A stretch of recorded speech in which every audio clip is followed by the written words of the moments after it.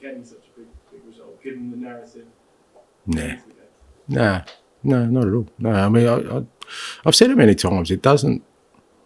I don't know.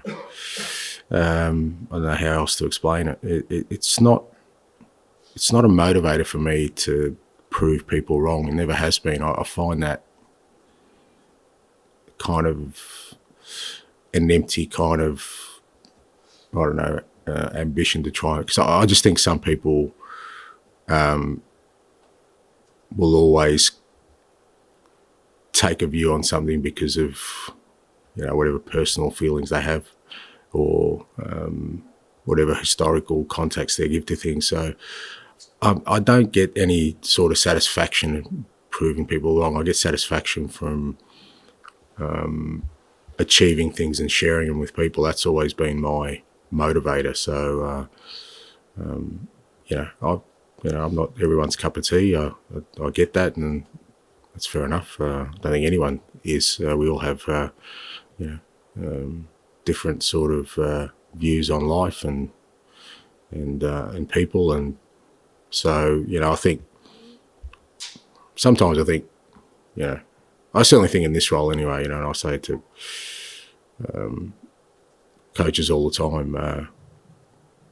The game and the noise around it will always try and change you as a person. Just don't let that happen. Be who you are, and some people will like you, some people won't. Ultimately, what's important to you is that, what's important to me is that, like I said, stay focused on trying to achieve something special and sharing it with people. And you're now in a situation where, in terms of European football next year, it's kind of win Europa League and get in the Champions League or nothing. How difficult does that make it to plan ahead in terms of squad size, signings, contracts, everything really? Well, it depends. It depends on your outlook. I mean, I think irrespective, we should keep building on what we've started. We've had a clear plan from when we started about how we're going to play and what kind of squad we we're going to have, and how we we're going to build that squad. And I don't think that's any secret. We've gone for a certain age profile, knowing it's going to be something we need to build on, and that should continue. I don't think that should change. There maybe, if you get Champions League football, that accelerates certain things. We know the demands of European football, irrespective of the competition, particularly Europa and Champions League, can have a serious effect on your capabilities as a club and a squad, not just for us, I think for all clubs. You can see that, or the 2 extra games this year in Europe, which are going to be there sort of consistently now, that puts extra strain. So that affects more around, size of your squad and the kind of profile your squad has. But, for me, it doesn't really change anything. We need to continue on the strategy we've started with. We've got a really exciting young squad that I think will continue to improve. We've obviously had some challenges this year around particularly injuries and our ability to cope with Europe and domestic, and that's something I feel we're better placed to tackle if we're in Champions League next year. But in terms of the overall policy, I wouldn't see any significant change. And finally, you have spoken about how important it is now focused in the league, and now you've got a semi-final coming up. And you've almost shown in the Frankfurt game that you can kind of raise your levels for a one-off match.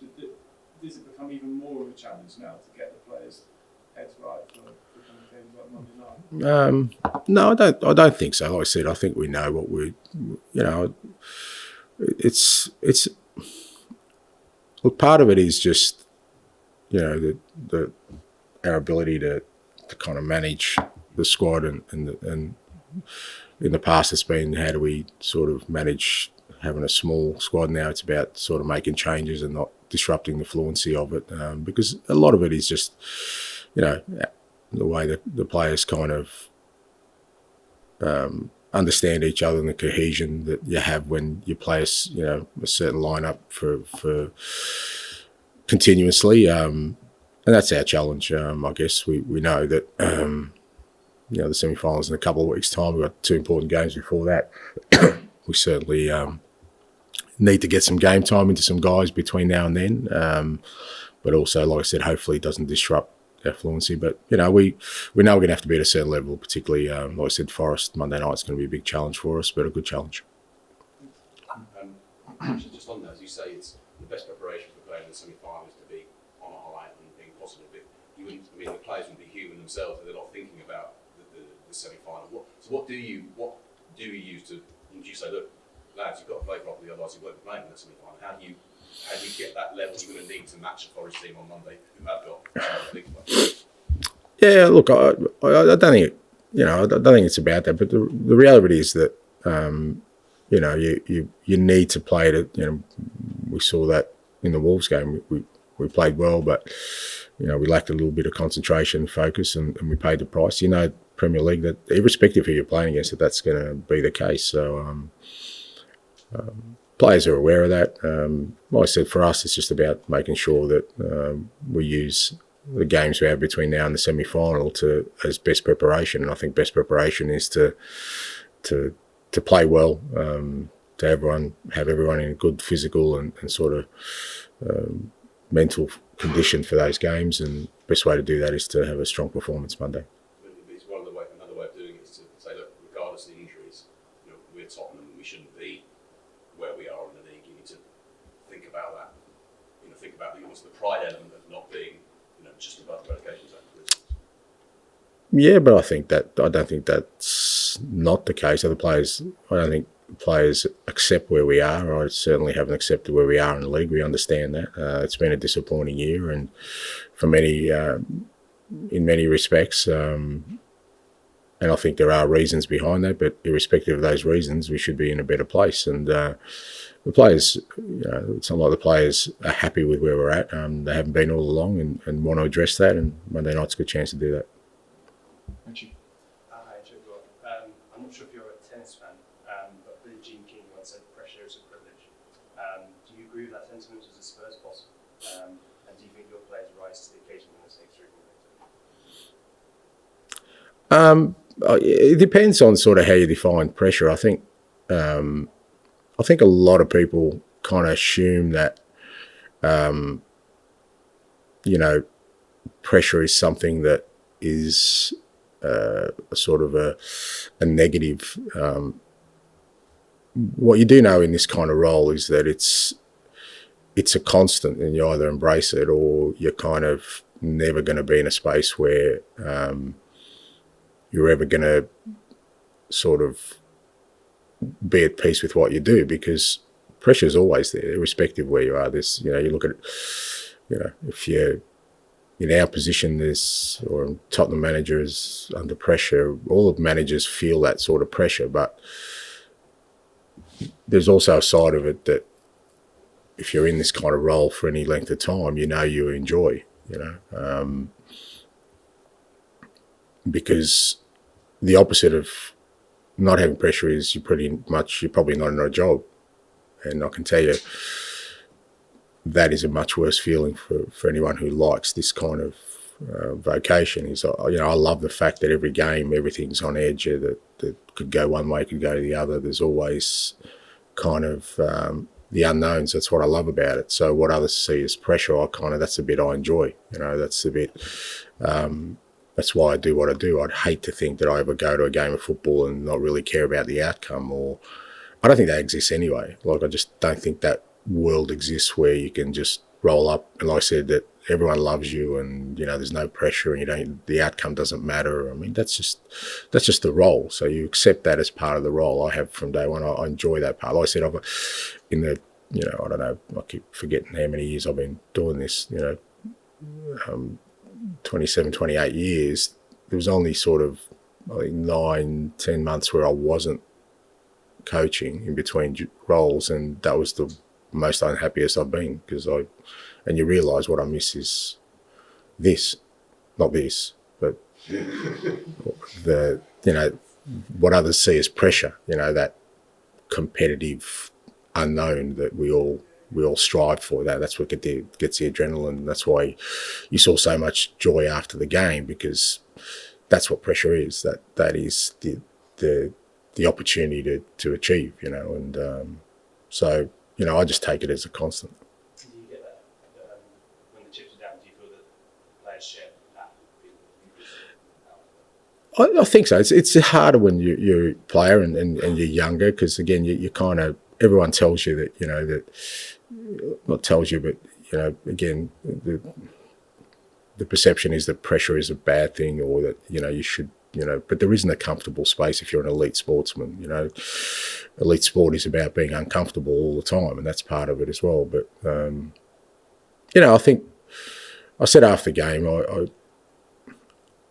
this group of players and staff, but particularly the players, I've never felt like I've lost belief, and have stayed really, really united, and that's why, you know, they were able to perform in the manner they did last night.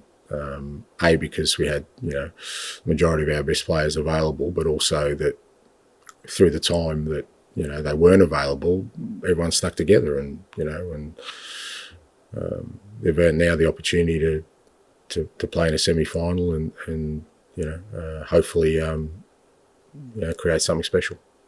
Thanks. Alex, on your semi-final from Spurs links as well, you see another team that kind of surprisingly, I'd say, the opportunity to play in a Europa League semi-final.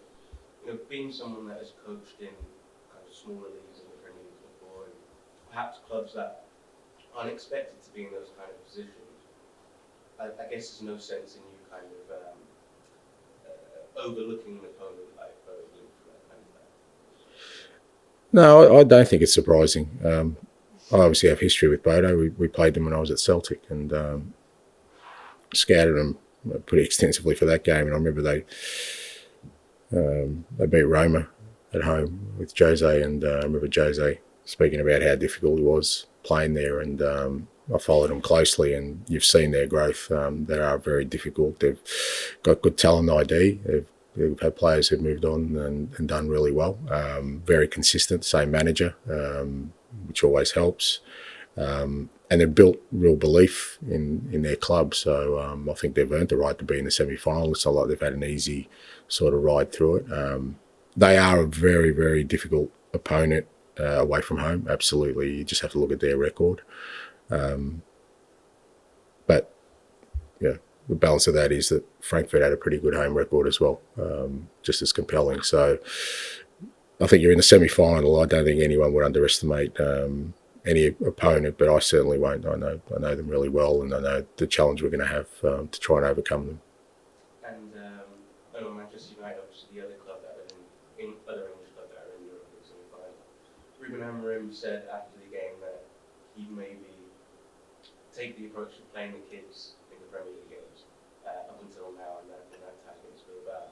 That's not really an approach that kind of, as you kind of outlined, an approach that really suits Spurs between now and then. Primarily because, one, you're, you know, the Premier League form kind of has to be for you to kind of build some kind of momentum, but also getting players like, as mentioned, Kulusevski and Damso right physically and in some form for those kind of matches as well. Yeah. We've been playing the kids all year, mate. I mean, I don't know how many teenagers we've had, even in the Europa League. We've been playing kids all year. I mean, that's the situation we were in. So, you know, we kind of had to deal with that for a long period of time.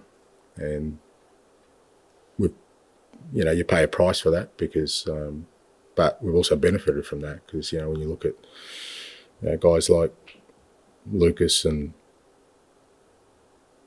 I won't name all of them, but all the others who've sort of grown through the year for us, I think it's been, you know, the negative stuff hasn't been balanced by the positives, but certainly I think we'll get some real growth. But, you know, for us, I guess the beauty of it is now our kids are well and truly exposed to Premier League football, and I think, you know, I think that's going to benefit us moving forward. I'm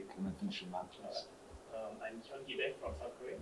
Let me ask you about the positive relationship between Europa League and the Premier League fixtures, actually. What is the meaning of the victory on the Thursday night game as a team chemistry? I mean, could it be a new motivation or confidence to change the atmosphere of the squad in the Premier League fixtures? Yeah, look, I don't think it changes because, like I said, I think you don't get a performance like that if it wasn't a positive dressing room anyway. it's just like I said. I think we haven't had the opportunity to perform at the level we want to on a consistent basis because we haven't had our best players available. But what Thursday night does give you is, sort of clear targets now in terms of now and the end of the year, in terms of what we can achieve, and still something really special we can achieve. And I think that, that further fuels the positive atmosphere we have in the dressing room. But, there's no escaping our league form is nowhere near where it should be. And I said the players are the first ones who aren't accepting of that and want to change that. And we have 6 games to try and, address a really disappointing league season for us. But we're also in the second semi-final in the same season as well. So I don't think you do that unless there's still a very positive feeling within the rooms. Matt's finished with Spanish. Can one result change everything? Have you seen that before? Have I seen it before? Yeah, at times it can, depending on the result, and I guess more importantly, sort of the context in which it's made, and it's easy to sit here and say, well, Thursday night's a pivotal moment, but it won't be a pivotal moment if we don't back it up in the semi, and that's where you find out whether it was, and if you do a season review DVD, do they do DVDs, whatever they do anyway, you might go, oh, well, that was the turning point, but you only do that at sort of the end. Do I think Thursday was significant? Yeah, I do, for a number of reasons. One is that, like I said, we overcame a real difficult opponent. I think we deserved to go through. There was no luck about it. Over the 2 legs, we were the stronger team. We did it in a real sort of convincing manner, and just the prospect of being in a semi-final now, you're 2 games away from a European final. I think that is hugely incentivising. So it may be that was the pivotal game Thursday night, but we won't know that. You also did it in a way that a lot of people think, in a fashion, people think that you can't produce a style of play that people think you don't want to produce. Is that significant? Maybe not for you, but to show it can be done. Yeah, but I think we've shown that before. I mean, I think a lot of our significant victories, even this year, have come away from home, whether that was Man City away, or Man United away, or Brentford away, or some of our best performances have been away from home, similar type performers. I think there's always a difference when you play away in Europe. But again, I think that doesn't feed into the narrative of me being fairly simple in terms of my tactical approach. I only do things one way, and that's all I've done. And all my success has been a sort of one-trick pony. But I think what the players showed on Thursday night was, I think, and that's my experience in Europe, but that when you play away from home, it demands of you different things that it does probably in domestic competition, not least because of the atmosphere you face. And people who travel to these European games understand what that means. That provides motivation and sort of incentive to the opposition, and you have to deal with that. And I thought the lads dealt with that outstandingly the other night. That's a team that we kind of knew at home are really, really tough. They always score goals at home. So if you can keep a clean sheet, that's a significant sort of development. If you can win there, that's another significant sort of development, because they're very strong. So the fact that the manner in which they did it, a lot of part of that is, I think, just the atmosphere at the ground. I think their supporters make them a tough team to beat. May I ask you quickly about Dom Solanke as well? He looks so much more of a better team with him in it, more complete. What's your sort of view? Yeah, absolutely. I mean, I know, obviously he's a striker, and when they don't score, people kind of focus on that, but he does. He's such an important part of the way we play. I thought our sort of back 4, back 5 were outstanding, but I thought our front three were just so disciplined also in their defensive work on Thursday night. Dom and the two wingers, they had important jobs for us from a defensive point of view, and you ask them to do such a sort of massive physical load, and then they still have to sort of produce when the ball gets up to them in an attacking sense, and they're not exactly maybe in other teams that they. If you look at Frankfurt, they don't ask of that of Ekitike, and when he gets the ball, he feels fresh and he can run at people. Dom's usually receives the ball after he's done 4 or 5 sprints, closing people down. So you kind of factor that into it, but we feel that as a team that gives us a better chance of success. So delighted for him. He took his penalty really well. Don't underestimate the pressure that he was under in that moment. Again, you're taking a penalty away in Europe, knowing how significant it is, right in front of their most vocal part of their fan base. It just shows the measure of the guy that didn't miss a beat. So important goal for us, important player for us. And we missed him when he was out. When he was out, Richie was out as well. So that was a big hole in our team. But having them both now, and Richie's another one who's got to get some game time next couple of games because he's looking really good at training. But Dom's been super important. Okay. Thanks.